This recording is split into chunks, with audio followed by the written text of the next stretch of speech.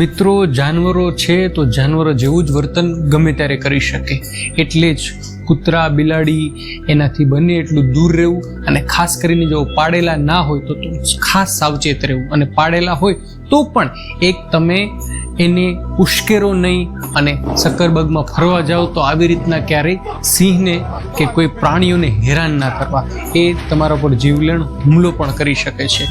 અને ઢોરથી બને ત્યાં સુધી દૂર રહેવું, બરાબર, કારણ કે ક્યારેક તમારા ઉપર જીવલેણ બની શકે.